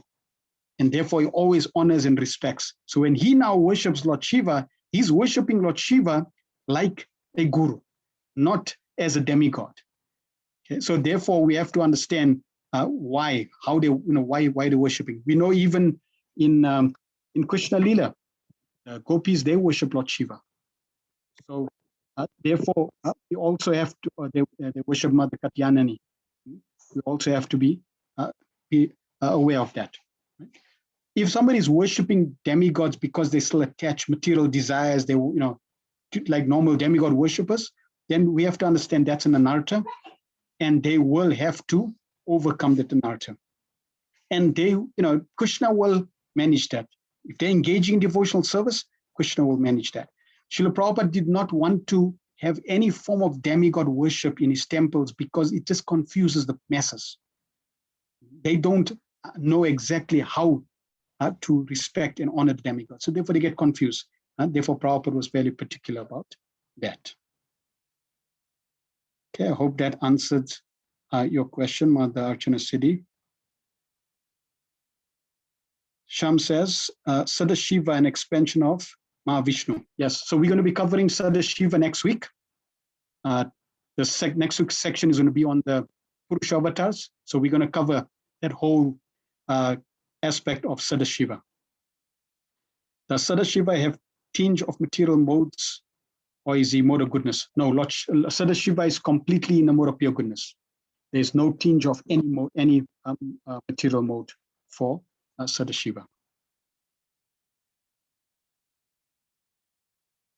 Thanks to Srila Prabhupada for giving his ISKCON and not like, yes, International Society for God Consciousness. True. Is the board of Sadashiva in the spiritual world? Yes. And I said we're going to cover that next week. So next week, Sadashiva will be more clear. Shambhu, Sadashiva, Rudra, we'll cover all that next week. Mother Lash, Hare Krishna, thank you for the Krishna Katha. My query: if you offer food to the impersonal aspect of the Lord, Brahman effulgence, is remnants also considered eating very little? So the also means the Lord cannot eat, right? Like light. If you take light, you can't offer something to light. The light is not going to respond. So the impersonal feature of the Lord does not respond, does not reciprocate. Okay, there's no offering in that sense. Therefore, you can't really offer to the impersonal feature. In fact, the devotee, when in Ishri Upanishad, when he sees the impersonal feature, the light, he's praying, my Lord, please remove your effulgence so I can see your face. Then I can engage in devotional service. So there's, there is no form of offering. The impersonalists, they will not even consider offering to the Brahman effulgence. In fact, that is not even there. So yes, technically it's not a form of offering. If you want to offer, then offer to the Supreme Lord. Is it a mistake to consider the worship of any quality or any form of the Supreme Personality of Godhead is equally beneficial? Yes. And if you consider that any form of worship, any form of, doesn't matter who I worship or what form of worship gives me the same result, then that is equating Vishnu, Krishna to everybody else.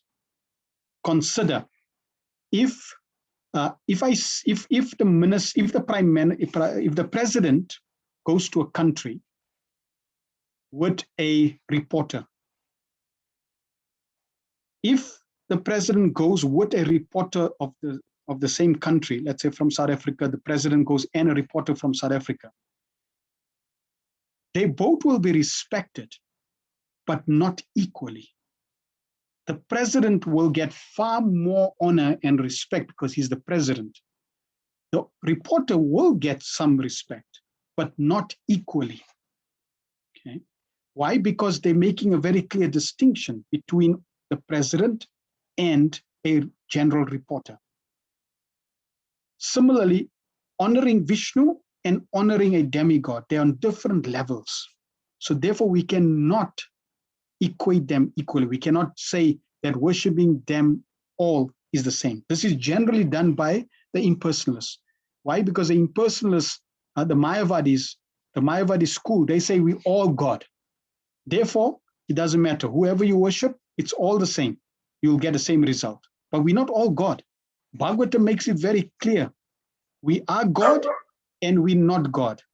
We are God in terms of that we are qualitatively God, but quantitatively different from God. So we are one and different. We're not God. Therefore, worshiping a living entity and worshiping the Supreme Lord is totally different. The results are totally different. And it's one of the offenses to the holy name to consider names of like demigods to be equal to the names of Lord Vishnu. Okay, therefore we should be very careful. All right, very good. I think that's about it from the questions. Are there any other questions anyone has?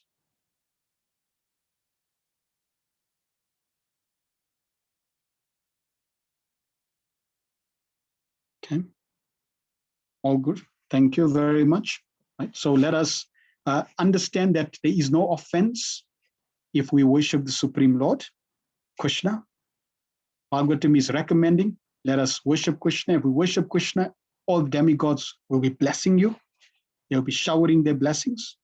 And if it so happened that we see a demigod, we see a deity of Lord Shiva, we see a deity of Ganesh, we can offer respects to them because they are part and parcel of Krishna. They are servants of Krishna, and we can see them as servants of Krishna.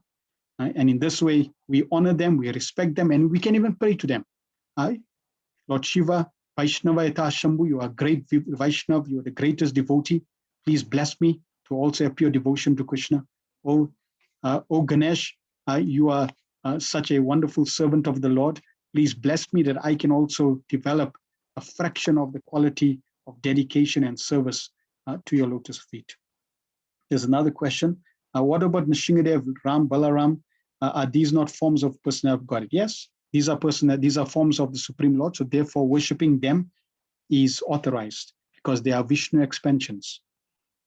So Vishnu Tattva, Vishnu expansions, one can worship. Therefore, we worship Lord Nrsingadev to become free from, to be protected on the path of bhakti. We worship Balaram to get strength on the path of bhakti. We worship Srimati Radhavani to get pure devotion to her worshipper Lord Krishna. So these are bona fide. They are not demigods. Okay, they are not separated parts. They are the integral parts. So we can worship the integral parts. Thank you very much for everyone's wonderful association and questions.